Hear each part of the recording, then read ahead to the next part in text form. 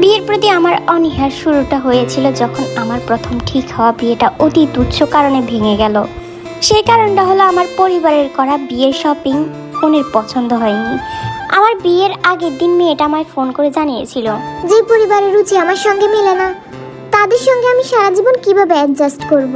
সুতরাং আমি এই সম্পর্কটা এগোতে চাই না। আজব নজ্জাত, বিশ্বজগতে এত এত কারণ থাকতে সামান্য শপিং নিয়ে এহেন পদক্ষেপ। এরপরের ইতিহাস অতি জঘন্য। আমার পরিবার অপমানের কৈফিয়ত চাইতে সদল বলে মেয়ের বাড়িতে গেল। দুই পক্ষ তুমুল ঝগড়া করে যেটুকু সম্মান অবশিষ্ট ছিল সেটুকুও শেষ করে তবেই ক্ষান্ত হলো। সে ঘটনার পর থেকে বিয়ের প্রতি, আসলে মেয়ে মানুষের প্রতি আমার একটা বিতৃষ্ণা এসে গিয়েছিল। বাবা মা এরপরও শত শত পাত্রী দেখেছেন, তবে আমাকে আর মানাতে পারেননি। যখনই কোনো প্রোগ্রামে আত্মীয় স্বজন বলতো, কিরে জাঙ্কু, তোর বিয়ের ফুল ফুটবে কবে? আমিও দাঁত কেলিয়ে হেসে বলতাম, সে ফুল ছাগলে খেয়ে গেছে।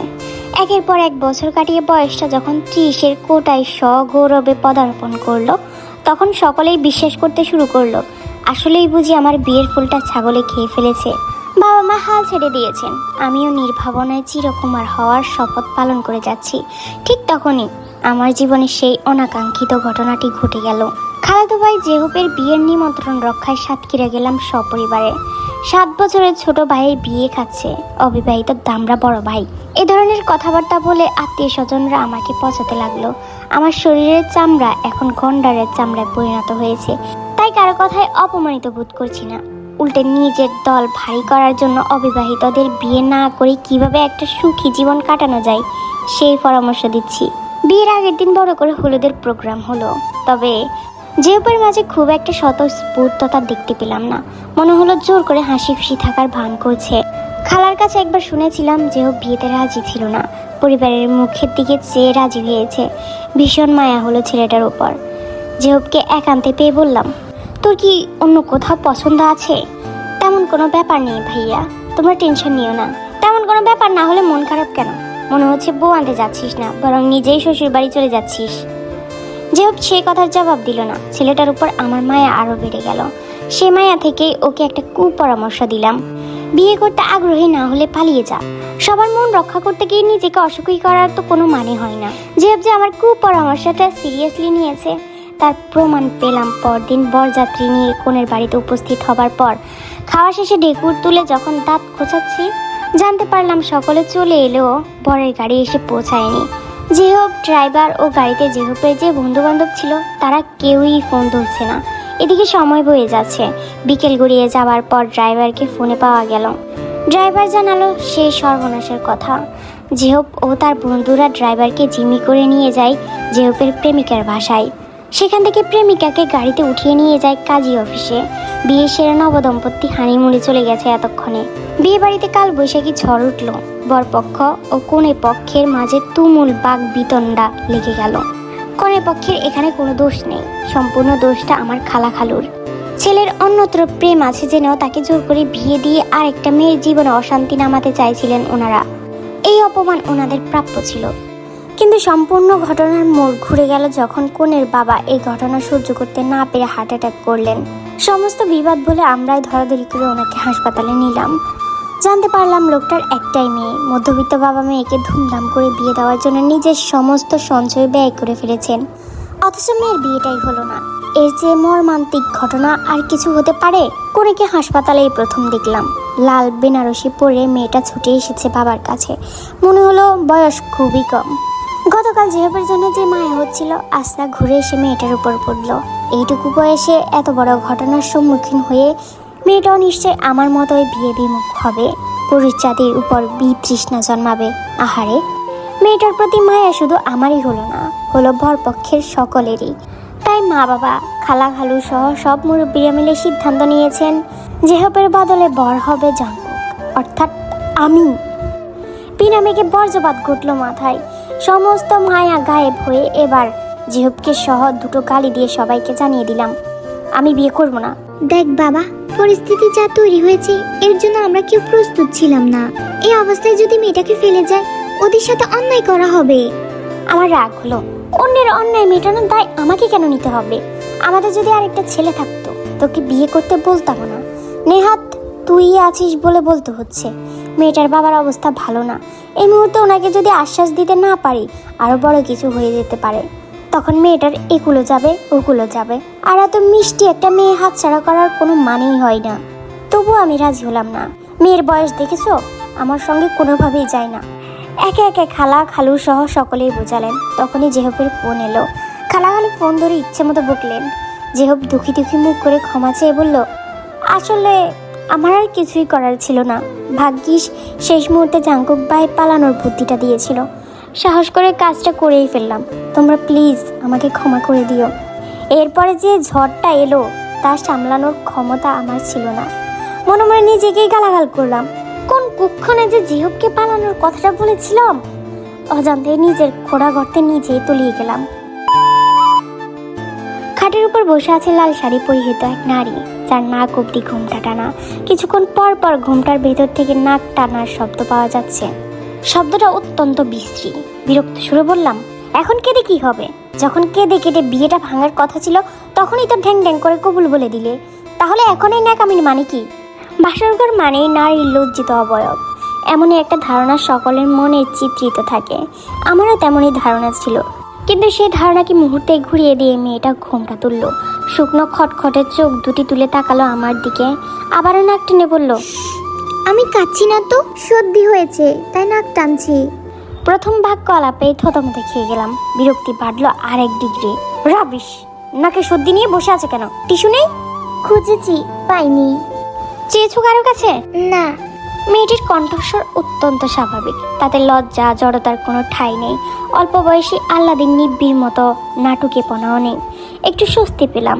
কাজী বিয়ে পড়ানোর সময় জানতে পেরেছি ওর নাম তেয়ং। ছোটোখাটো রোগা পাতলা একটা মেয়ে, বয়স 19, অথচ দেখতে লাগে আরও ছোট। প্রথমত ভেবেছিলাম গলায় স্কুল পড়ুয়া মেয়ে ধরিয়ে দিচ্ছে। যাক, ততটাও ছোট নয়। ড্রয়ার থেকে টিস্যুর বক্স বের করে বিছানায় রেখে দিলাম। তে তার অতি ভারী বিয়ের শাড়িটা আগলে ধরে খাট থেকে নামতে হিমশিম খেলো। ফ্রেশ হয়ে এসে আবারও খাটের এক কোণে চুপটি করে বসে পড়ল। টপ করে বসে পড়লাম আমিও। নিজের চিরকুমার হওয়ার প্রতিজ্ঞা ভঙ্গ হওয়ার বেদনায় একদিকে কাতরাচ্ছি, আরেকদিকে এই সম্পর্কের দায়িত্ব পালনের জন্য মনকে বোঝাচ্ছি। বিবেক ও আবেগে জাতাকলে পিষ্ট হচ্ছি।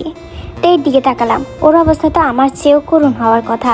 একে তো যার সাথে বিয়ে হওয়ার কথা ছিল সে পালালো, বাবা হাসপাতালে। অসুস্থ বাবার কথায় রাজি হয়ে বিয়ে হলো পাত্রের বড় ভাইয়ের সাথে। মেয়েটার ভেঙে পড়ার কথা ছিল, অথচ সে সামান্য কাঁদলও না। তে কাঁদলে হয়তো নিজের মনে চেপে রাখা কান্নাটাও একটু সান্ত্বনা পেত। তে, তোমার নাম? জি, পুরো নাম কিম তেয়ং, ডাক নাম তে। আমার নাম জানো? জানি, জিয়ন জঙ্কুক। বয়স জানো? না। অনুমান করো। তে আমার দিকে চাইলো। কাজল লেপা দুই চোখে আমার মুখশ্রীতে বার দুয়েক পর্যবেক্ষণ করে শেষ পর্যন্ত বলল, 35, 36। থতমত খেয়ে গেলাম। সামনেই আয়না, ছুটে গিয়ে নিজের চেহারাটা একটু যাচাই করে নিলাম। না, চুল তো পাকেনি, চামড়ায়ও কোনো ভাঁজ নেই। তুমি কি মস্করা করলে? না তো, যা মনে এলো তাই বললাম। আমি মনের রাগ মনে মাটি চাপা দিয়ে খড়খড়ে সুরে বললাম, তোমার পর্যবেক্ষণ ক্ষমতা তো চমৎকার। সত্যি এত? এর চেয়েও বেশি। আহারে, শেষে বুড়ো বর পেলে। দেখে একটু ভাবুক দেখালো। পড়াশোনা করো? করি, অনার্স ফার্স্ট ইয়ারে পড়ছি। মেয়েটার ব্যাপারে আমার আগ্রহ বাড়ছে। এই মোটেই ভালো লক্ষণ নয়। তবুও জিজ্ঞেস করলাম, পড়াশোনায় কেমন? ব্রিলিয়েন্ট না, আর টেনে টুনে পাশ করার দলেও না। A+ না পেলেও এই গ্রেড পাওয়ার মতো ছাত্রী বলতে পারেন। তে খাটের এক পাশ ছেড়ে দিয়ে অপর পাশে নিঃসংকোচে শুয়ে পড়লো। ঘাড় বাঁকিয়ে আমার দিকে চেয়ে বলল, শুনুন, রাতে আমি একটু বেশি নড়াচড়া করি, আপনার অসুবিধা হলে আমাকে বলবেন। তে আমার দিকে পিঠের দেয়াল তুলে ঘুমিয়ে গেল।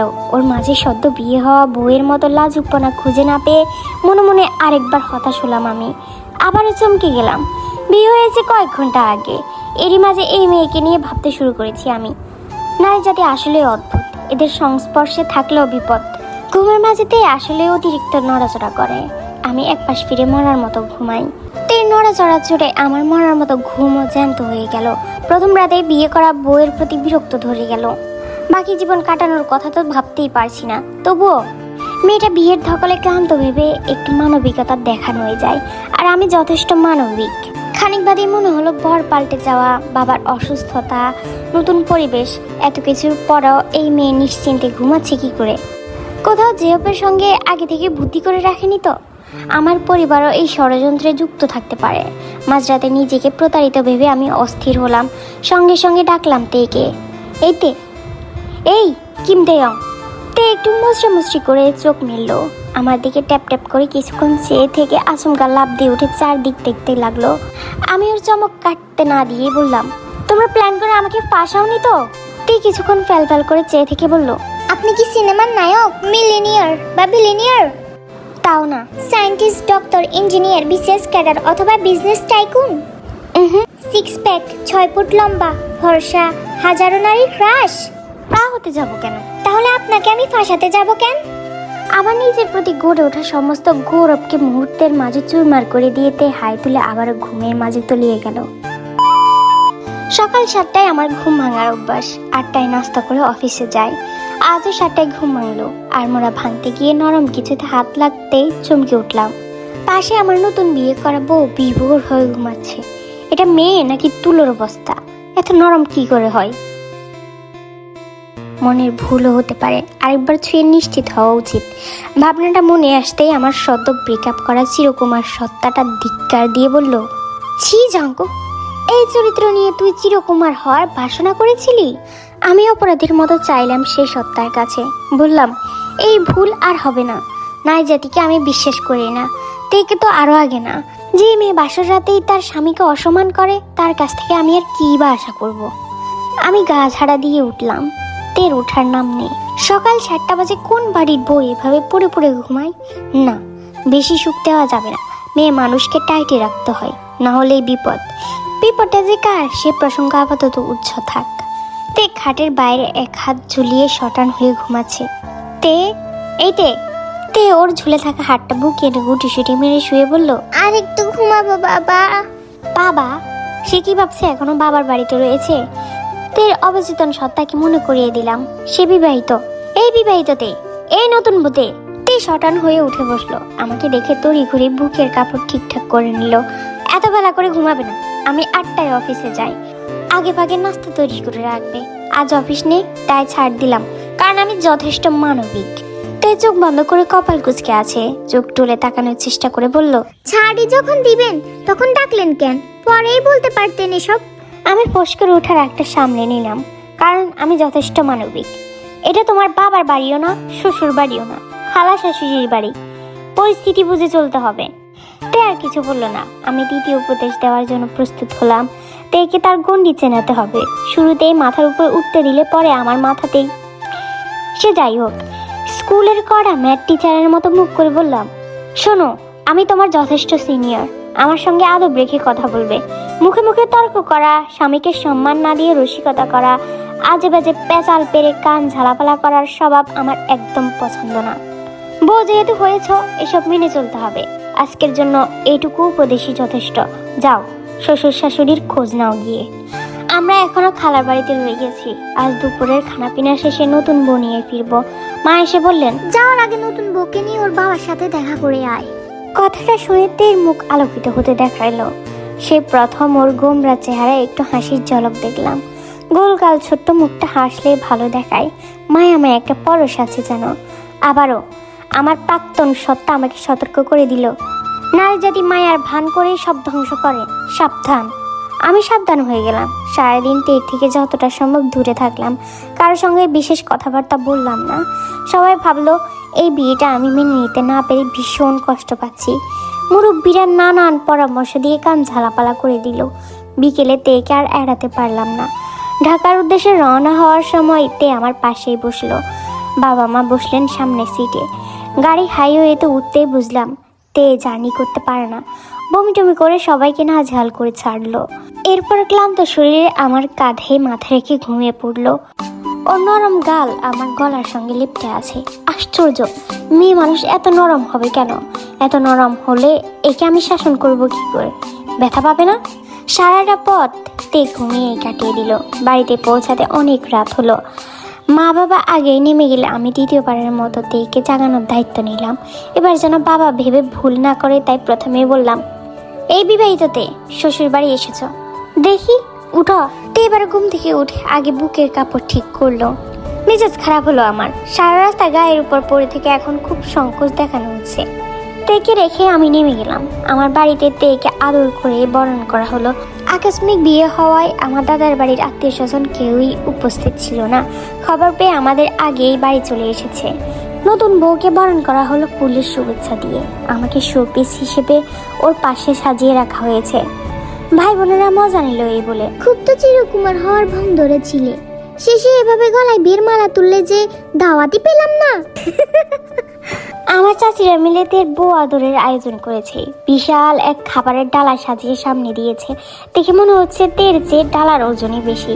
এবারও আমি শোপিস। বিয়ে তো আমিও করেছি। নিজের চিরকুমার সত্তাকে বিসর্জন দিয়ে একটা বিয়ে ভাঙা অসহায় মেয়েকে উদ্ধার করেছি। কই, আমাকে তো এত আদর দেখানো হচ্ছে না। একদিনেই এত বৈষম্য। যাই হোক, তাতে আমি খাওয়ার সুযোগটা ছাড়লাম না।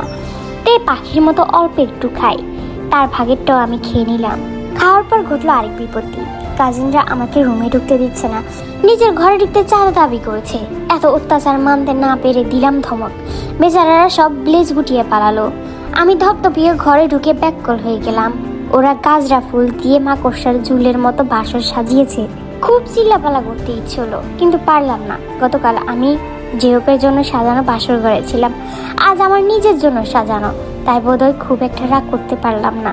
ওদিকে বাইরে কাজিনদের উল্লাসধ্বনি শোনা গেল। উকি দিয়ে দেখলাম আমাকে গলাতে না পেরে সব কটা তেকে ধরেছে। তে বউ আদরের সময় বড়দের কাছ থেকে সালামি পেয়েছে, সে টাকা থেকে অর্ধেকটা দিয়ে দিল। এরপর নিস্তার পেয়ে ঘরে এলো। কেন জানি দুজনেই বেশ অস্বস্তিতে পড়ে গেলাম। তা কাটাতে আমি গম্ভীর গলায় বললাম, তুমি আসলে ঘুমের মাঝে অতিরিক্ত নড়াচড়া করো। গত রাতে আমি ঘুমাতে পারিনি। তে বোধহয় একটু চিন্তিত হলো। বাড়িতে এক্সট্রা রুম নেই? তাহলে আমাদের দুজনেরই সুবিধা হতো। কেন? আমি না থাকলে একলা ঘরে সারা রাত BCS cadre, doctor, engineer, six pack, 6 ফুটিয়াদের সাথে প্রেম করে বেড়াবে? তা করার হলে কি আপনাকে বিয়ে করতাম? ও, তার মানে আমাকে বিয়ে করে খুব পস্তাচ্ছ। তো চলে যাও না, আটকে রেখেছে কে? আপনি অহেতুক ঝগড়া করছেন। আমি তো আপনার সুবিধাকে গুরুত্ব দিয়ে আলাদা রুমের কথা বলছিলাম। আর আমার সাথে আসলেই কেউ ঘুমাতে পারে না, সবসময় একা ঘুমাতাম। তোমার ফোন আছে? আছে। কি দিনকাল পড়লো, এইটুকু মেয়েরা স্মার্টফোন চালিয়ে বিগড়ে যাচ্ছে। সারাদিন অনলাইনে পড়ে থেকে সংসারে মন লাগে না। আমি যেন এসব না দেখি এ বাড়িতে, না হলে কিন্তু খুব খারাপ হবে। একটু দাপট দেখাতে পেরে বুকের ভেতরটা হালকা লাগছে। এভাবেই বউকে টাইটে রাখতে হবে, লাই দেওয়া যাবে না। শান্তশিষ্ট চাপা বিশিষ্টতে এবার শান্ত সুরে বলল, এই নিয়ম কি শুধু আমার বেলায় নাকি আপনার ক্ষেত্রে প্রযোজ্য? আমি সবেই ফোনটা হাতে নিতে যাচ্ছিলাম। রাত 12টা অবধি জেগে রিলস দেখার অভ্যাস আছে, কিন্তু তের কথায় সেই ইচ্ছাটা ত্যাগ করলাম। আমাকে কি তোমার বেকার মনে হয়? সারাদিন ব্যস্ত থাকি, ফোন চালানোর সুযোগ কই? বেশি কথা না বলে ঘুমাও, সকালে যেন ডাকতে না হয়। তে পড়াশোনায় এই গ্রেড পাওয়া ছাত্রী হলো, সাংসারিক কর্মে A+ পাওয়ার যোগ্যতা যে রাখে তা সে প্রমাণ করে দিল বিয়ের 1 সপ্তাহের মধ্যে। সারাদিন সে মহাব্যস্ত। মায়ের সঙ্গে হাতে হাতে সমস্ত কাজে ভাগ বসায়, বাবার সঙ্গে খবরের কাগজ ভাগাভাগি করে পড়ে, রাজনীতি নিয়ে আলাপ করে। তের মোবাইলে আসক্তি নেই তা 1 সপ্তাহে বুঝে গেছি, বরং ওর আসক্তি টিভি সিরিয়ালে। মায়ের সঙ্গে সন্ধ্যায় সিরিয়াল দেখতে বসে, এক একটা ধুম টানা নানা সিন দেখে নিজেরা আবার আলোচনাও করে। এদিকে যে সন্ধ্যায় বরটা খেটে খুটে বাসায় আসে, তার দিকে বিন্দুমাত্র নজর নেই। না, এই মেয়ে সব দিকে চলনসই হলো স্বামী সেবায় ফেলটুতে। অবশ্য পরিবারের সামনে আমি তেকে একদমই পাত্তা না দেওয়ার ভান করি, যেন কেউ বলতে না পারে, খুব তো বিয়ে না করে থাকবে বলেছিলে, এখন বউকে চোখে হারাচ্ছ। আমি মোটেও বউকে চোখে হারাচ্ছি না, কিন্তু সারা জীবনের দায়িত্ব যেহেতু নিয়েই ফেলেছি, শাসন করে আয়ত্তে রাখার দায়িত্বটা তো আমারই। না হলে পরে তো লোকে বলবে জাঙ্কুকের বউ ভাগ্য ভালো না। শুক্রবারে আমার অফ ডে, পুরোটা দিন বাসায় কাটিয়ে দিলাম। একই বাড়িতে থেকে তের সঙ্গে আমার দেখা হলো মাত্র 3 বার। একবার সকালের নাস্তার সময়, আর একবার দুপুরের খাবারের সময়। মাঝে একবার তে গোসল করে বেরিয়েছিল, তখনই দেখা। ওড়না রেখে বাথরুমে ঢুকেছিল। বেরিয়ে আমাকে দেখা মাত্রই এমনভাবে ওড়নাটা বুকে আগলে নিল যে অপমানিত বোধ করলাম। আমার ভেতরের প্রাক্তন সত্তাটা তখন আমায় আবারও ধিক্কার দেয়। শালা পুরুষ জাত, তোকে দেখে ওড়না নেবে না তো কি খুলে রাখুক তাই চাস? এই সংযম নিয়ে আবার চিরকুমার হওয়ার সাধ করেছিলি? প্রাক্তনের উপহাস সহ্য করতে না পেরে তেকে দিলাম এক ঝাড়ি। তোমার কি ধারণা আমি তোমার দিকে চেয়ে থাকি? আমার কি আর কোনো কাজ নেই? আমার কি দেখার জিনিসের অভাব? আমি আবার কি করলাম? আমাকে দেখে ওভাবে ওড়না খাবলে ধরার কি আছে? আমি কি তোমার ওড়না ধরে টেনে ধরি? তে লজ্জায় মিনমিন করে উঠলো। ওকে বেকায়দায় পড়তে দেখে আমি মনে মনে আনন্দিত হলাম। আরো দুটো কথা শোনাতে মন চাইলো। সারাদিন টিভি সিরিয়ালে এসব জিনিস দেখে মাথা বিগড়েছে, তাই না? টিভি আমি রাখবো না এই বাড়িতে। স্বামী বলতে একটা প্রাণী আছে বাড়িতে, সেদিকে কোনো খেয়াল নেই। মানুষ বিয়ে করে সেবা পেতে, আর আমি বিয়ে করেছি ঘুম, সেবা, শান্তি সবই শিখিয়ে তুলতে। কোথাও শান্তি নেই। টের মুখটা একদম ছোট হয়ে গেল। ও মাথা নত করে চলে যেতেই মনে হলো এতটা রেগে কথা বলা উচিত হয়নি। আবার মনে হলো বলেছি, বেশ করেছি। স্বামীর দিকে মন না দিলে সংসার হয়? বেখেয়ালি মেয়ে একটা। তে যে আমার কথাকে এতটা গুরুতরভাবে নিবে চিন্তাও করেনি। রাতে ও আর ঘরেই এলো না। ও নড়াচড়ায় ঘুমাতে না পারা আমি আজ একদম শান্ত। নির্ভীক বিছানাতেও ঘুমাতে পারলাম না। একটু পর পর পাশের বালিশটাতে নাক ডুবিয়ে ঘ্রাণ নিলাম। এই মেয়ে গায়ে হেরোইন জাতীয় কিছু মাখে নাকি? না হলে এমন নেশাখরের মতো শুকতে ইচ্ছে করে কেন? ভোরের দিকে দেখলাম তে চোরের মতো ঘরে ঢুকছে। রক্তচক্ষু নিয়ে তাকালাম। ধরা পড়ে বলল, চার্জার নিতে এসেছি। আমি কিছু না বলে পাশ ফিরে শুয়ে পড়লাম। তে যাওয়ার সময় ফুরফুরে কণ্ঠে বলল, আজ নিশ্চয়ই আপনার ভালো ঘুম হয়েছে। কি জানি কোনো অভিমানে আমি কোনো জবাবই দিলাম না। অফিসে যাওয়ার পথে শুনলাম মা তেকে বকছেন। কেন আলাদা রুমে ঘুমিয়েছে? কাছে গিয়ে বলতে ইচ্ছে হলো, খুব করে শাসন করো, লাই পেয়েছে খুব। স্বামীর অনুমতি ছাড়া কিভাবে পারে অন্য রুমে যেতে? নেহাত আমি ভালো মানুষ বলে কিছু বলি না, তোমরাই ওকে শাসন করো। কিন্তু আমি মুখ ফুটে কিছুই বললাম না। আমি মানুষটা অত্যন্ত মানবিক বলে ছাড় দিলাম। না শোনার ভান করে অফিসের উদ্দেশ্যে বেরিয়ে গেলাম। সন্ধ্যায় বাড়ি ফেরার পর দেখি ভিন্ন চিত্র। আস্তে সিরিয়াল দেখতে বসেনি, রুমেই পড়তে বসেছে। ঘরে ঢোকা মাত্রই আমাকে জিজ্ঞেস করলো, আপনার কিছু লাগবে? আমি ওর কথার জবাব দিলাম না। ফ্রেশ হয়ে আসার পর তে জিজ্ঞেস করল, আপনি আমার উপর রেগে আছেন? আমি ভেতরে ভেতরে গৌরবে ফুলে উঠলাম। মুখে কিছু বললাম না। মা দেখা যাচ্ছে ভালোই টাইট দিয়েছে, ঘর ছেড়েই আর বের উঠছে না। রেগে থাকবো কেন? অন্য রুমে শুয়েছি তাই? তুমি সবাইকে দেখাতে চেয়েছো তোমার বর পছন্দ হয়নি, তাই আলাদা শুয়েছো। আমার কি বলার থাকতে পারে? কোথা থেকে কোথায় চলে গেলেন? আমি মোটেও এই কারণে আলাদা শুইনি, আপনার জন্যই তো। এত কৈফিয়ত চাইছি না, থাকো তোমার মতো। দেখে আর কিছু বলতে না দিয়ে বেরিয়ে গেলাম বাড়ি থেকে। ফিরলাম একটু রাত করে। ঘুমানোর সময় হঠাৎ খেয়াল করলাম তে মেঝেতে বিছানা করেছে। মেজাজ চটে গেল। এই, কি সমস্যা তোমার? একদিন অন্য ঘরে ঘুমাচ্ছ, একদিন মেঝেতে। বাংলা সিরিয়াল দেখে দেখে ব্রেনটা কি পচে গেছে? তে বালিশ জড়িয়ে ধরে পিটপিট করে চেয়ে রইল। দুর্গন্ধ যেহেতু পাচ্ছেন না, তার মানে পচেনি। আমি তো আপনার ভালোর জন্য নিচে বিছানা করছি। নাকি তুমি ইচ্ছে করে এসব করছো আমার থেকে দূরত্ব বজায় রাখতে? তোমার কি প্রেমিক আছে? ভেগে যাওয়ার চিন্তা করছো? ছি ছি, এসব কি কথা? না হলে নিজের আপন স্বামীর আশেপাশে ঘুরঘুর করার বদলে তুমি নিজেকে এমন প্যাকেট করে রাখো কেন? মতলব তোর সুবিধার না। আমার এক বন্ধুর বউ এরকম বিয়ের পর শুধু দূরে দূরে থাকতো, পরে শুনে বয়ফ্রেন্ড নিয়ে ভেগেছে। তাই আমার দিকে তীক্ষ্ণ চোখে চেয়ে রইল। আমার মনে হলো চরিত্র নিয়ে বলাটা উচিত হয়নি, তাই প্রসঙ্গ ঘুরিয়ে বললাম, এই সত্যি করে বলো, আমার গা থেকে কি দুর্গন্ধ বেরোয় যে সব সময় দূরে দূরে থাকো? শুকে দেখাতো। আমি তোর মাথাটা টেনে এনে বুকের সঙ্গে চেপে ধরলাম। তে হাসপাস করে উঠলো। আমাকে দুই হাতে ঠেলে সরিয়ে দিয়ে বলল, গন্ধ আছে, কিন্তু সেটা দুর্গন্ধ না। তাহলে কি গন্ধ?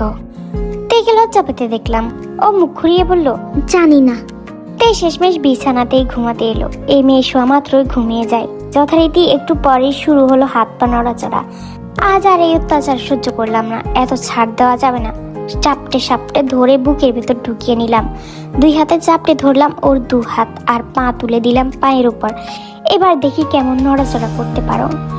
তে ঘুম ভেঙে আগে ওড়নায় হাত দিল। মেজাজ আর ধরে রাখতে পারলাম না। ওড়নাটা টেনে নিয়ে ছুঁড়ে ফেললাম মেঝেতে। তে একদম চুপ হয়ে গেল। একটু পর জড়ানো কণ্ঠে বলল, হাত দিলে করুন। আমি আরো শক্ত করলাম। আজ থেকে তোমার ট্রেনিং শুরু। ঘুমের মধ্যে নড়াচড়া বন্ধের ট্রেনিং। কোনো ছাড় দেওয়া চলবে না। চুপ করে ঘুমাও। বললেই মানতে হবে? হ্যাঁ হবে, কারণ আমি তোমার বর। বর্বর। আমার ঘরটা পুরো দমে বেদখল হয়ে গেছে। এখন আর এই ঘরে কোনো কিছুই আমার মন মতো পায় না। কোনোদিন দেখি ঘরের পর্দার রং বদলে পিঙ্ক কালার হয়ে গেছে, বিছানা বালিশের কভার হয়ে গেছে লাল। অবশ্য আগে আমার ঘরের পর্দা, বিছানা, বালিশের কভার কি রং ছিল সেটা কখনো খেয়াল করিনি।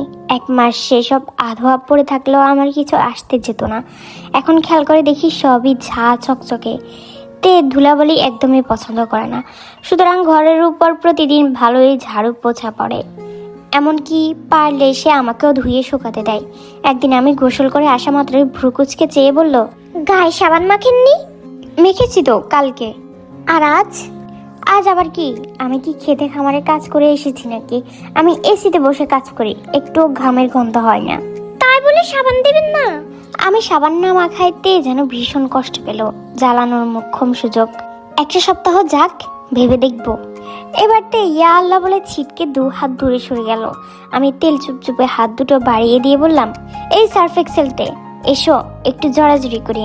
গায়ে ময়লা থাকলে এমনি ডলা খেয়ে উঠে যায়।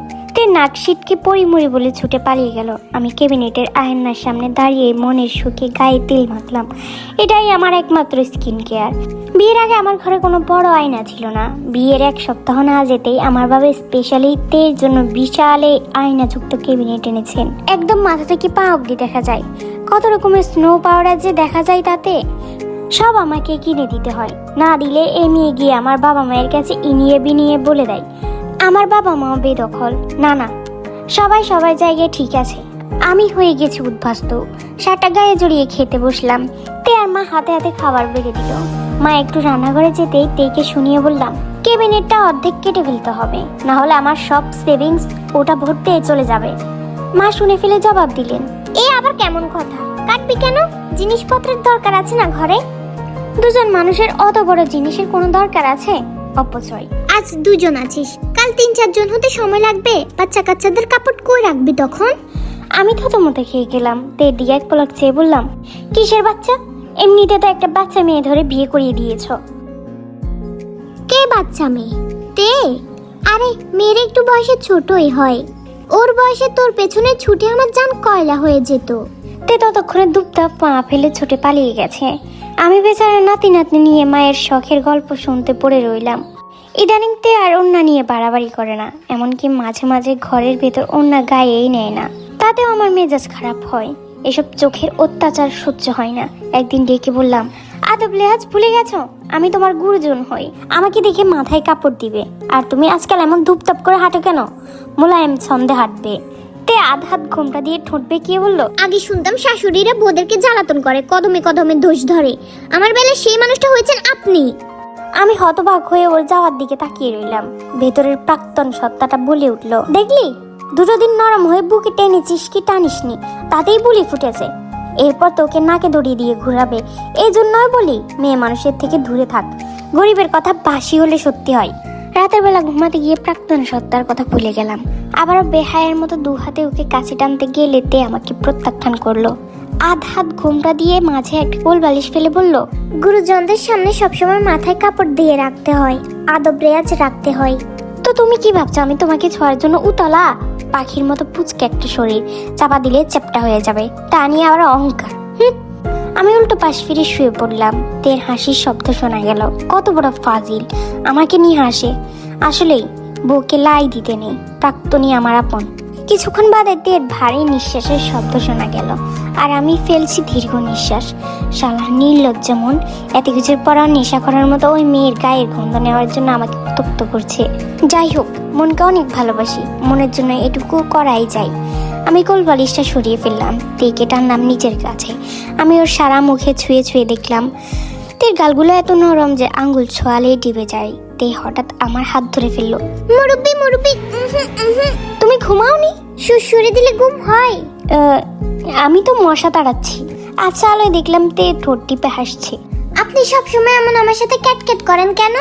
আমার বিবাহিত ফ্রেন্ডের থেকে গল্প শুনতাম, ওদের বর কত কেয়ার করে, আর আপনি খালি ধমকান আর দোষ ধরেন। আপনি বর না, আপনি একটা বর্বর। এইটুকুনে একটা পাখির সাইজের মেয়ে, তুমি আমায় বর্বর বলো? বর্বরতা কি তুমি চেনো? মুরব্বি, আপনি আমাকে যতটা ছোট ভাবেন আমি ততটাও ছোট না।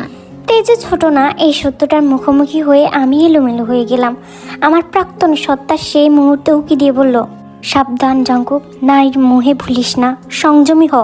প্রাক্তনের জন্য আজ আর মায়া অনুভব করলাম না, বরং ভুল সময়ে ফুসলাতে আসায় ঝাড়ি দিয়ে বিড়বিড় করে বললাম, তোর সংযমের গুষ্টি কিলাই। কি বলছেন? কিছু না। আপনি যে ঘুমের ঘোরে আমার সুযোগ নেন, এটা কিন্তু ঠিক না। সুযোগ নেই মানে?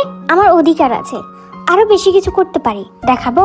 তে মিট করে হাসছিল। মনে হলো সবার আগে ওই গা জ্বালানো হাসিটা বন্ধ করা দরকার, না হলে ভুলভাল আচরণ করে ফেলতে পারি। হাসি বন্ধ করার চূড়ান্ত পদক্ষেপটাই গ্রহণ করলাম। আমার ঠোঁটের বাজা আটকে দিলাম ওই দুটি তুলোর মতো নরম ঠোঁট। সব সময় ছটফট করাতে তখন একেবারে বরফের মতো ঠান্ডা ও স্থির হয়ে গেল। ফার্স্ট ইয়ারের ফাইনাল পরীক্ষা চলে আসায় ওকে ফিরে যেতে হলো সাতক্ষীরায়। যাওয়ার আগের কিছুদিন থেকে আমি ভীষণ শাসনে রেখেছিলাম। এই মেয়ে বিয়ের পর পড়ালেখা ভুলে গেছে, পরে ফেল করলে লোকে ভাববে সাংসারিক চাপে বুঝি পড়ার সময় পায় না। আসলে সে যে পড়তে চায় না তা কেউ বলবে না, দোষী হব আমি। তাই দোষ কাটাতে একটু কড়া শাসনই করলাম। তে পড়তে বসে অন্যমনস্ক হয়ে যায় বারবার। আমাকে দেখে মাঝে মাঝে মিট করে হাসে। আমি কি হাসির বস্তু নাকি?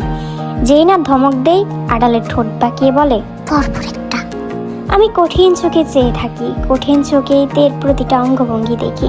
দেখতে দেখতে ভাবি, এই মেয়েটা ইদানিং সুন্দর হয়ে যাচ্ছে কেন? নাকি আমারই চোখের ভুল? না হলে ওকে বারবার দেখতে ইচ্ছে করবে কেন? ঘুমাতে যাওয়ার আগে তে ভালো মতো হাত মুখ ধুয়ে আসে। ফেস ওয়াশের সুগন্ধ ওকে ঘিরে রাখে। এরপর আয়নার সামনে বসে মুখে কিসব যেন মাখে। আজও তাই করতে যাচ্ছিল। আমি ছো মেরে কোটাটা কেড়ে নিলাম। কেন নিলেন? এসব মাখবে না। কেন মাখবো না? আমি আদেশ করেছি তাই। তুমি তোমার স্বামীর আদেশ মানতে বাধ্য। চাপা বিশিষ্ট তে ইদানিং খুব পটর করে। আমার সাথে তর্ক করাটা বোধহয় ওর সবচেয়ে প্রিয় কাজ। আপনি যুক্তি ছাড়া আদেশ করলে তা মানতে হবে কেন? এসব মেখে টেকে টাকা নষ্ট করার কোনো প্রয়োজন নেই। তোমার একমাত্র প্রসাধনী তোমার স্বামীর চুমু। তে চোখ পিট করে এদিক ওদিক নজর ঘোরাতে লাগলো। লজ্জা পেলে ওকে একদম লাল টুকটুকে দেখায়। সেই লজ্জার জোয়ার বাড়াতে বললাম, এই লজ্জাপতিতে তোমার জন্য স্পেশালি একটা স্পা সেন্টার খুলেছি। এখানে তোমার ত্বকের সকল সমস্যার সমাধানের জন্য স্পেশাল কিছু প্যাকেজ রয়েছে। কি সেই প্যাকেজ? এই যেমন ধরো ত্বকের রুক্ষতা শুষ্কতা দূর করতে ভেজা চুমো, তেলে ভাব কমাতে শুষ্ক চুমো, স্ক্রাবিং করতে ফাটা ঠোঁটের খসখসে চুমো, গরমকালে ত্বকের তাপ কমাতে ঠান্ডা চুমো, শীতকালে গরম চুমো। হয়েছে, আমার এত দামি স্পা সেন্টারে যাওয়ার প্রয়োজন নেই। আরে তোমার জন্য ডিসকাউন্ট আছে। আচ্ছা যাও, ফ্রি করে দিলাম। কারণ আমি মানুষটা যথেষ্ট মানবিক। অসহায় মানুষকে মানবিকতা দেখাতে হয়, আমি অসহায় নয়। দেখি আমার ময়শ্চারাইজার ফেরত দিন। তে হাত বাড়ালো। আমি ওর হাত টেনে ধরলাম। তে ধস্তাধস্তি শুরু করে বলল, আমি আপনার চেয়ে বেশি সুন্দর বলে হিংসে হয়? হ্যাঁ হয়। আমার ঘরে আমার চেয়ে বেশি সুন্দর কেউ থাকবে তা আমি চাই না। ক্লিয়ার? ঠিক আছে, ঘরের এই লেডি লাইটটা খুলে ফেলুন। আমি তেকে আরো শক্ত করে ধরলাম। আমার সঙ্গে বেয়াদবি? ভর্তা বানিয়ে ফেলবে একদম। জাঙ্কুকের স্পেশাল তে ভর্তা। এমন পাগলাটে পুরুষ আমি দুটো দেখিনি। কেন? তুমি আরো পুরুষ দেখতে চাও? সাহস তো কম না? আমার ভুল হয়েছে, এখন থেকে আপনার সামনে বোবা হয়ে থাকবো। তে সত্যি বোবা মানে চুপ করে রইল। তে এই বোবাতি কোনো উত্তর পেলাম না। রাতেতে আমার দিকে পিঠ দিয়ে শুয়ে পড়ল। ভাবলাম বেশি করে ফেলেছি, তাই ওকে না ঘাটিয়ে নিজেও চুপচাপ শুয়ে রইলাম। মাঝরাতে তে আমাকে জড়িয়ে ধরে কেঁদে ফেললো। আমি ওর মাথায় হাত বুলিয়ে বললাম, খারাপ স্বপ্ন দেখেছ? হ্যাঁ, ঘুমের মাঝে দেখেছি আপনি আমাকে শুধু ধমকাচ্ছেন। আচ্ছা, আর ধমকাবো না। ধমকানোর জন্য আমাকে আর পাবেনও না, আমি তো বাপের বাড়ি চলে যাব। এবার আমারও মন খারাপ হলো। ও তে, তুমি কি আমাকে ছেড়ে যাবে বলে কাঁদছো? এবার তে আর কোনো জবাব দিল না। আমিও আর কিছু বললাম না। বাকিটা রাত আমরা দুজন একে অপরকে বুকে জড়িয়ে রেখে নিঃশব্দে জেগে রইলাম। বাবা গিয়ে তেকে সাতক্ষীরায় পৌঁছে দিয়ে এলো। আমি অফিস থেকে ছুটি ম্যানেজ করতে পারলাম না। অবশ্য আমি ভেবে রেখেছি পরীক্ষার মাঝে একবারও যাব না। ওকে খুব বেশি কলও করবো না, না হলে এই মেয়ে যতটুকু মনোযোগ দেয় তাও দেবে না। তে ব্যতীত আমার রাতগুলো যেন একটু বেশি দীর্ঘ হয়েছে। হুটহাট ঘুম ভেঙে পাশে হাত বাড়িয়ে শূন্য অনুভব করে বুকের ভেতরটা অজানা হাহাকারে ছেয়ে যায়। কি অদ্ভুত! চিরকুমার থাকার সংকল্প করা জাঙ্কুক কিনা এখন নারীর অভাবে ঘুমাতে পারে না। আমার প্রাক্তন সত্তা সুযোগ পেলে আমায় সীমাহীন তাচ্ছিল্য করতে ছাড়ে না। আমি অবশ্য তাকে আর পাত্তা দিই না। নিজের মনকে ছাড়া কাউকে লাই দেওয়ার অত সময় নেই। একদিন মাঝরাতে ঘুম ভেঙে আমি তেকে ফোন করে দিলাম। তে সঙ্গে রিসিভ করেই বলল, সব ঠিক আছে? এত রাতে ফোন? তার আগে বলো, মাঝরাতে জেগে তুমি কি করছো? নিশ্চয়ই ফোনে ব্যস্ত, না হলে রিং হওয়া মাত্রই রিসিভ করলে কিভাবে? তে যেন সীমাহীন হতাশ হলো। খোঁজ খবর নেওয়ার তো প্রয়োজন মনে করেন না, নিলে জানতেন আমি রাত জেগে পড়ি। ফোনটা হাতের কাছেই ছিল। আসলে গলাটা পরিষ্কার করে নিলাম, অনেকদিন ধমক টমক দেওয়া পড়ে না তো, ভাবলাম গলাটা আবার বসে গেল কিনা। ও, মাঝরাতে এই প্রয়োজনে ফোন দেওয়া? তা নয় তো কি, তুমি ভেবেছো আমি রাজিকে প্রেম করব? পড়াশোনায় ফাঁকিবাজি করার বাহানা খুঁজো খালি, তাই না? কোনো ফাঁকিবাজি করছি না, বরং আপনি ফোন দিয়ে ডিস্টার্ব করছেন। রাখি। শোনো, কি? তুমি পড়বে নাকি ফেসবুক চালাবে তা তো জানি না, আমাকে ভিডিও কলে রাখো, আমি মনিটরিং করব। অনেক দিন বাদে তেকে দেখলাম আমি, পড়াশোনার চাপে কিছুটা শুকিয়ে গেছে। তবে আমার নজর কাটলো সেই ওড়না, তে একটা টি শার্ট পরেছে, তার উপর ওড়না ঝুলিয়ে রেখেছে। আমি ওকে মনিটরিং করতে করতে ঘুমিয়ে গেলাম। পরদিন রাতে তে নিজে আমাকে কল দিল। প্রিপারেশন কেমন? কাল রাতে তো ভালো করে পড়তে পারিনি। কেন? আপনি এত নাক ডাকেন, আগে তো শুনিনি। তে ঠোঁট টিপে হাসছে। আমি আবারও ধমক দিলাম, আমি নাক ডাকি না, মাঝে মাঝে ক্লান্তিতে ওটা হয়ে যায়। এত ক্লান্তি কিসের? তেকে আমি বলতে পারলাম না। ওকে জড়িয়ে ধরে ওর গায়ের গন্ধ নিতে নিতে ঘুমানোটা অভ্যাসে পরিণত হয়ে গেছে। আমি এখন তে নামক ভিটামিনের অভাবে দুর্বল ও ক্লান্ত, কিন্তু তা স্বীকার করে বউয়ের কাছে নিজেকে দুর্বল প্রমাণ করব না। নো, নেভার, নেহিন। সোনার আংটিটা বাঁকা হলে যেমন মূল্য কমে না, বর একটু বর্বর হলেও মূল্য কমবে না। আমি সাতক্ষীরা গিয়ে পৌঁছালাম তের শেষ পরীক্ষার দিন। তে তখনও পরীক্ষা দিয়ে বের হয়নি, তাই ভাবলাম কেন্দ্রের বাইরে গিয়ে দাঁড়িয়ে থাকবো, বের হয়ে যেন আমাকে দেখতে পায়, নিশ্চয়ই সারপ্রাইজড হবে। কিন্তু রাস্তা না চেনার ফলে কেন্দ্র খুঁজতে গিয়ে একটু ঝামেলায় পড়লাম। শেষে গিয়ে যখন পৌঁছালাম ততক্ষণে পরীক্ষা শেষ হয়ে গেছে, ছাত্রছাত্রীরা সব বেরিয়ে যাচ্ছে। এত লোকের ভিড়ে তেকে খুঁজতে খুঁজতে আবিষ্কার করলাম সে ফুচকা স্টলের সামনে দাঁড়িয়ে মনের আনন্দে ফুচকা খাচ্ছে। একটু দূরে বাইকে হেলান দিয়ে দুটো ছেলে ওর দিকে তাকিয়ে আছে। মেজাজ খারাপ হলো। তের জন্য একটা ফুল কিনেছিলাম আমি, সেটা চেপে ধরে ডাকলাম, এই বিবাহিত তে। তে চমকে তাকালো, এরপর গাল ভরা হাসি নিয়ে ছুটে এলো। কিছু বলার আগে আমি ওর হাত চেপে ধরে রিকশায় তুললাম। এভাবে কেউ ডাকে, নাম ধরে ঢাকা যায় না? কেন, তুমি বিবাহিত নও? সেটা ঢাক ঢোল পিটিয়ে সবাইকে জানাতে হবে? হ্যাঁ হবে, গোটা দেশকে জানাতে হবে তুমি জিয়ন জাংকুকের বউ। জানলে কি হবে? জানলে কেউ তোমার দিকে চোখ তুলে তাকানোর সাহস পাবে না। কিন্তু গোটা দেশ তো জানে না জিয়ন জংকুক কে। তে দাঁত বের করে হাসছে। আমি ওর হাসি দেখতে দেখতে গম্ভীর গলায় বললাম, আমাকে জানতে হবে না, তুমি বিবাহিত এটুকু জানলেই চলবে। যাই হোক, পরীক্ষা কেমন হয়েছে? আলহামদুলিল্লাহ ভালো। আমি চ্যাপটা করে ফেলা ফুলটা ওকে এগিয়ে দিয়ে বললাম, কিনেছিলাম নাও। কিনেছিলাম নাও মানে কি? বলুন, আমাকে দেওয়ার জন্যই কিনেছিলেন। ঢাকঢোল পিটিয়ে বিবাহিত বউকে ডাকবেন, অথচ ভালোবাসা দেখাতে পারবেন না? তে ফুল ফিরিয়ে দিল। আমি সেই ফুল ওর চুলে গুজে দিয়ে চোখ গরম করে বললাম, অত কথা বুঝি না, ফুল দিয়েছি, নিতে হবে। তে কিছু না বলে মুখ ফিরিয়ে রইল, আর আমি ওর হাত ধরে বসে রইলাম। প্রথমবার শ্বশুর বাড়ি যাওয়ায় এলাহি আয়োজন করা হলো আমার জন্য। শ্বশুর শাশুড়ি ভীষণ আন্তরিক মানুষ। তাদের আপ্যায়নের পালা শেষ হতে হতে রাতের 10টা বাজলো। এরপর ঘুমানোর সুযোগ পেলাম। তে আমার মুখ থেকে ভালোবাসার কথা শুনতে না পেয়ে অভিমান করে আছে। অভিমান করে শাড়ি পরেছে। আমার দেওয়া সেই চ্যাপটা ফুলটাই আবার চুলে গুজেছে। এসব যে আমাকে প্রলোভিত করার ধান্দা, তা কি আমি বুঝি না? তা হলাম না হয়ে একটু প্রলোভিত। এত কষ্ট করে সেজেছে, এর মূল্যায়ন তো করতে হবে, কারণ আমি মানুষটা যথেষ্ট মানবিক। আমার নেশাখোর মনটা দীর্ঘদিন বাদে নেশার সন্ধান পেয়ে বেশ উতলা। এদিকে তে আমাকে ধরা দিচ্ছে না, এই কাজ ওই কাজ করে সারাক্ষণ ছুটে বেড়াচ্ছে। কাল থেকে নিয়ে আমি ফিরে যাব, তাই ব্যক্তিগত খোঁজ কাজ আজই করে রাখছে। ধীরে ধীরে ধৈর্য ফুরালো আমার। নতুন জামাইয়ের উপর আরোপিত লজ্জা ভুলে ঘর থেকে জোরে ডাকলাম, তে, এই বিবাহিত তে। তে ছুটে এলো, চোখ পাকিয়ে বলল, বাড়ির ভিতর বিবাহিত তে ঢাকার মানে কি? আমি মায়ের সামনে লজ্জা পেলাম। তুমি তো ভুলেই গেছো, তোমার ঘরে বর আছে, তাই মনে করিয়ে দিলাম। আচ্ছা, মনে পড়েছে, এবার বলুন। বলবো মানে? আমি এখন ঘুমাবো, জার্নি করে এসেছি। ঘুমান। আমার মেজাজ আরো খারাপ হলো। তো তুমি কি করবে? কাল যেহেতু চলে যাচ্ছি, তাই মায়ের সাথে একটু সময় কাটাবো। আমি যে এতদিন বাদে এলাম, আমার সঙ্গে সময় কাটাতে ইচ্ছে করে না? তে মুখ ফিরিয়ে বলল, আপনি তো আর বলেননি আমার পাশে একটু বসো, কিংবা তোমায় মিস করেছি। আপনি তো ভালোই ছিলেন। সবকিছু বলতে হবে কেন? তুমি কি ছোট খুকি, বোঝো না? না, বুঝি না, বুঝিয়ে দিন। আমি তোর কোমর ধরে কাছে টানলাম। আচ্ছা আমি বুঝিয়ে দিচ্ছি।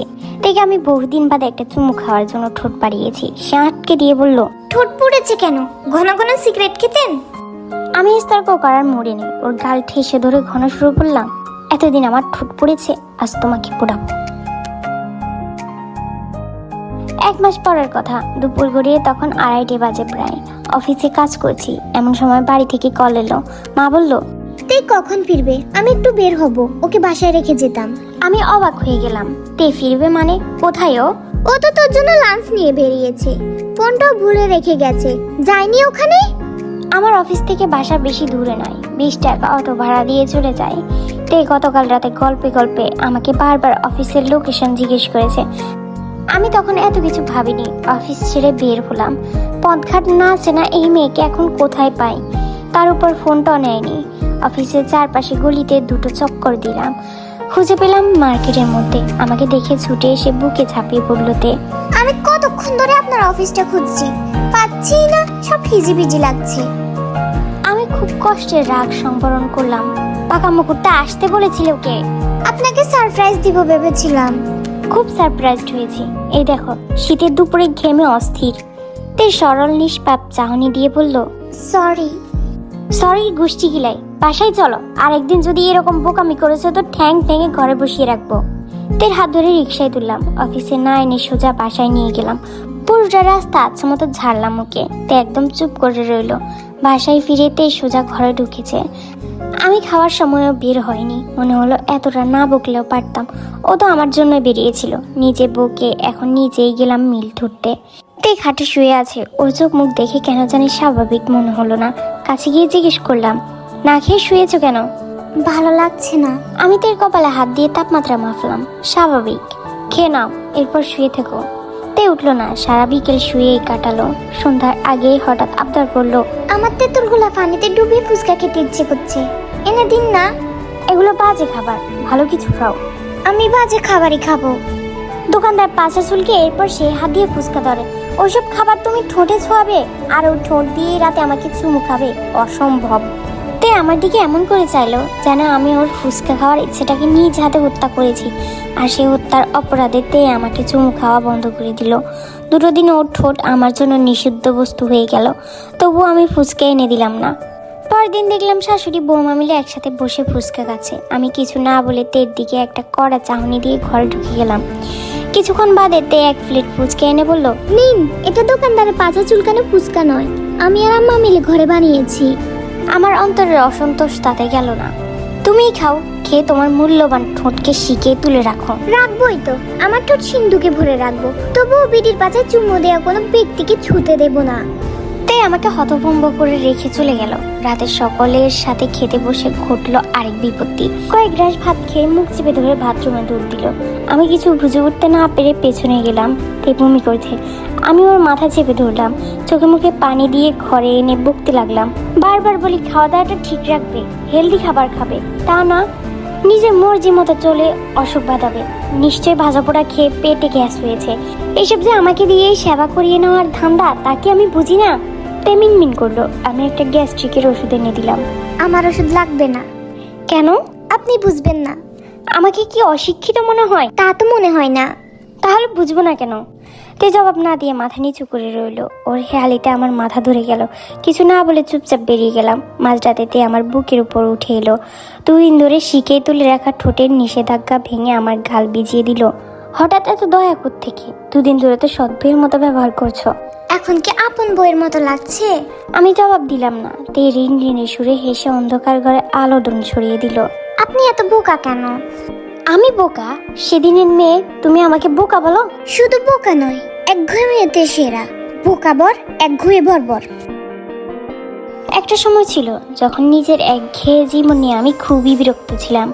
অফিস, বাসা, পরিবার, বন্ধুদের সঙ্গে আড্ডা দেওয়ার বাইরে জীবনে আর কোনো বিশেষ চমকপ্রদ বা আনন্দময় ঘটনার অস্তিত্ব ছিল না। এরপর আমার জীবনে এলো বিবাহিততে। অবিবাহিত অবস্থায় তাকে আমি চিনতাম না, তাই ওর প্রথম পরিচয় আমার কাছে সর্বদা বিবাহিততেই থাকবে। এরপর একদিন সকালে ঘুম থেকে উঠে শুনি বিবাহিততে ডাবল তে হয়ে গেছে, মানে 1-এর ভেতর 2। সেই 2-এর পেছনে কারিগর অবশ্য আমি। এ কথা শুরুতে ভাবতে আমার ভীষণ লজ্জা লাগতো। বাবা মায়ের সামনে গেলে ভাবতাম ওরা মিট মিট করে হাসে, আত্মীয় স্বজন ফোন করে করে খিল্লি উড়ায়, কি রে জাঙ্কুক তুই নাকি বাবা হবি, কেমনে কি ভাই, তুই না চিরকুমার থাকতে চেয়েছিলি। বন্ধুরা হেসে বলে, জাঙ্কুক তো 5G স্পিডের ড্যাডি হয়ে গেলি, তোর না চিরকুমার থাকার কথা। আর আমার সেই ছেঁকা খাওয়া প্রাক্তন সত্তা, সে তো আমায় লাথি মেরে চিরতরে চলে গেছে। যাওয়ার আগে বলে গেছে, শালা বেঈমান, আমার সঙ্গে এঙ্গেজ থাকা অবস্থায় নিশ্চয়ই রাতে লুকিয়ে লুকিয়ে ইমরান হাশমির ভিডিও দেখতি, নাহলে এত অধপতন কী করে হলো, লুচ্চা বদমাস, আমি তোর চেয়ে বেটার ডিজার্ভ করি। সকলের তাচ্ছিল্য সহ্য করতে করতে আমি এমনিতেই ডিপ্রেসড ছিলাম, সে ডিপ্রেশন আরেক দফা বাড়িয়ে এলো বাচ্চা পেটে আসার পর থেকে আমাকে যেন সহ্যই করতে পারে না। ওর অত্যাচারে প্রতিদিন সাবান ডলে 2 বেলা গোসল করতে হয়, না হলে নাকি আমার গা থেকে শুটকির মতো গন্ধ বের হয়। শুটকির গন্ধওয়ালা বরকে ওর চুমু খেতে ইচ্ছে করে না, জড়িয়ে ধরতে ইচ্ছে করে না, আবার পারফিউমও মারতে পারি না ওর জ্বালায়, খালি গন্ধ আর গন্ধ। তাই আমি এখন ওর কাছে গন্ধপর হয়ে গেছি। নেহাত আমি মানুষটা যথেষ্ট মানবিক, তাই বইয়ের এত জ্বালা সহ্য করি। তের নতুন নাম দিয়েছি ভূমিকল। সারাদিন ওই একটা কাজই মনে করে সে, উঠতে বসতে বমি, ঝগড়া করলে হুমকি দেয়, আপনার গায়ে কিন্তু বমি করে দিব। আমিও কি দমে যাওয়ার পাত্র নাকি, পাল্টা হুমকি দেই, করেই দেখো না, 1 সপ্তাহ গায়ে সাবান মাখবো না। নাই মাখলেন, আমি আপনার কাছে ঘেসবো না। আমি যেন ঘেঁষাঘেঁষি করতে বসে আছি, রাতে কেউ যেন আমার গায়ে হাত না দেয়, রাতে যেন কেউ আমার বুকে মাথা না রাখে, মনে থাকবে। রাতে ঘুমানোর সময়তে ওর বালিশ আর কাঁথা নিয়ে হাঁটা দিল, আমি কাঁথা টেনে ধরলাম। কোথায় যাওয়া হচ্ছে? আম্মার সঙ্গে ঘুমাবো। সে যেখানে খুশি ঘুমাতে পারো, আমার বাচ্চা রেখে যাও। বাচ্চা পেট থেকে বের হলে রেখে যাব। ঠিক আছে, বের হলেই যেও। আমি এখনই যাব। আমার এখনই বাচ্চাকে লাগবে, এখনই দেবে তুমি। তে কাঁথা বালিশ ছুঁড়ে ফেলে বিছানা গেল। আমি ওর কোমর জড়িয়ে ধরে পেটে ঠোঁট রেখে বলতে লাগলাম, শোন ভাব, তুই আমার পক্ষে থাকবি, তুই আর আমি মিলে বিবাহিত তেকে ট্যাগ দিব। আপাতত তোর ভালোর জন্য ওকে কিছু বলতে পারছি না, বুঝতে পারছিস আমার কষ্ট? কি কষ্ট রে, আহারে, চোখে জল চলে এলো। বাচ্চা আমার পেটে না আসে আপনার পেটে আসা উচিত ছিল। যেহেতু আসেনি, সুতরাং আমার জিনিস নিয়ে দূরে যাওয়ার চিন্তাও করা যাবে না, মনে থাকবে? না, ভুলে যাব। ছোটখাটো পাখির মতোতে ইদানিং রসগোল্লার মতো হয়ে যাচ্ছে, স্বাস্থ্য বাড়ছে, পেটটাও উঁচু হচ্ছে। একদিন মাঝরাতেই হুট করে ঝাঁকিয়েই আমার ঘুম ভাঙালো। বাবু নড়ছে, হাত দিন, ফিল করুন। আমি পেটে হাত রেখে কিছুই বুঝতে পারি না, অথচ তের চোখে পানি। আমি উদ্বিগ্ন হলাম। এই বাপ, নড়িস না, তোর মা ব্যথা পায়। ব্যথা পায় না। তাহলে কাঁদছো কেন? খুশিতে আমার বাচ্চা লাথি মারতে শিখে গেছে। তাহলে বাপ তুই আরো বেশি করে লাথি মার, ব্যায়াম কর, হাডুডু খেল। সবসময় বাপ বলেন কেন? মাও তো হতে পারে। বাপ হলে বাপ, মা হলেও বাপ, আর আমি তোমার বাচ্চার বাপ। আর আমি আপনার কি? তোমার বিবাহিত তে থেকে প্রমোশন হয়েছে, তুমি এখন বাচ্চার মাতে। এর পরবর্তী দিনগুলো কাটলো খুবই অসুস্থতায়। রাতে ভালো মতো ঘুমাতে পারে না, শরীরে পানি আসে, সারাক্ষণ অস্থির অস্থির করে। ভালো মন্দ রান্না হলে পেট ভরে খেতেও পারে না। ওকে দেখে আমার কষ্ট হয়। সান্ত্বনা দিতে গেলে আমার উপর উল্টো চড়াও হয়ে বলে, দূরে থাকুন, আপনার জন্যই আমার এই অবস্থা। আপনাকে আমি কোনোদিন ক্ষমা করব না, আর কোনোদিন ছোবেন না আমাকে। আচ্ছা আর ছোবো না বলে আমি তের মাথায় হাত বুলাই। তে কাঁদতে কাঁদতে বলে, থাকবো না আর আপনার সাথে। আপনার বাচ্চা আপনাকে বুঝিয়ে দিয়ে আমি আমার বাবার বাসায় চলে যাব। মায়ের করে গিয়ে সারা দিন রাত ঘুমাবো। কতদিন ভালো করে ঘুমাই না, ভালো মন্দ খাই না। খাবার ও ঘুমের জন্য তে কাঁদতে কাঁদতে আমার বুকেই ঘুমিয়ে যায়। এদিকে ওর কান্না দেখে আমি ঘুমাতে ভুলে যাই। মাঝরাতে তে ঘুম থেকে উঠে বলে, আমি যদি মরে যাই আপনি আবার বিয়ে করবেন? তুমি মরবে না তে, আমার বাচ্চা কে পালবে তাহলে? আপনি পালবেন? পাখিবাজি চলবে না, তোমাকেই পালতে হবে। যদি সত্যিই মরে যাই? এই আলাপ দীর্ঘ হতেই থাকে। শেষে ধমক দিয়ে বলি, তুমি কি ভেবেছ তুমি মরলে আমি পাগল হয়ে যাব, রাস্তায় রাস্তায় ঘুরবো? জি না, প্রাক্তনকে ফিরিয়ে এনে ওর সঙ্গে বিন্দাস বাকি জীবনটা কাটিয়ে দিব। জানতাম আমি মরলে আপনি আমাকে ভুলে যাবেন। ভুলবো কিনা তা দেখার জন্য তো তুমি থাকবে না, তাহলে এত কিসের চিন্তা? তে চোখ মুছে বলল, আমার সংসারে প্রাক্তন নিয়ে থাকবেন আপনি? এত শখ! আপনাকে আমি সুখে থাকতে দেব ভেবেছেন? আমি আপনার ঘাড়ে চেপে থাকবো। আমি দীর্ঘ নিঃশ্বাস ফেলে আবার ওর মাথাটা বুকে টেনে এনে বলি, ঘাড়ে চেপে থাকতে হলে অসুস্থতার সঙ্গে ফাইট করতে হবে তে, মরে গেলে চলবে না। আমি জানি তুমি ফাইট করতে পারবে। এত সুন্দর বর ছেড়ে কি কেউ চলে যেতে পারে? আমার জন্য আপনার একটু মায়া হয় না, আমি জানি। তুমি আমার ঘর হয়ে গেছো তে, ঘর ছাড়া আমি কোথায় আশ্রয় পাবো? তোমার বরের যে বর্বর হওয়া ছাড়া আর কোনো যোগ্যতাই নেই। তারপর এক হেমন্ত সকালে আমার একমাত্র বিবাহিত তে সত্যি সত্যি প্রমোশন পেয়ে বাচ্চার মা তে হয়ে গেল।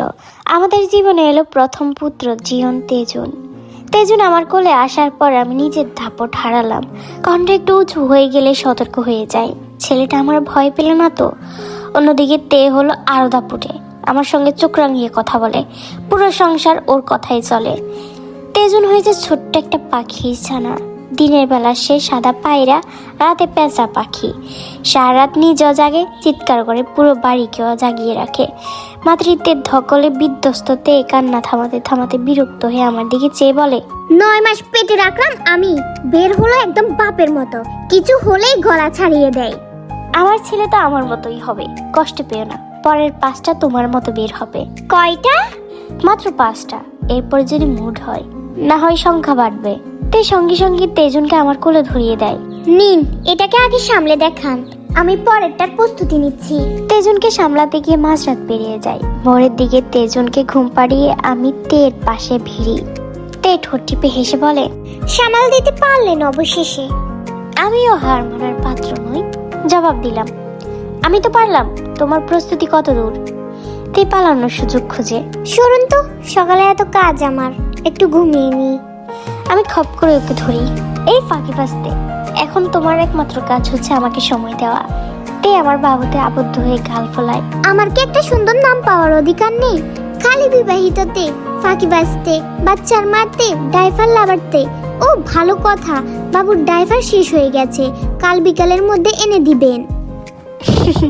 দেখলে তো, কেন তোমায় আমি ডাইপার লাভারতে বলি?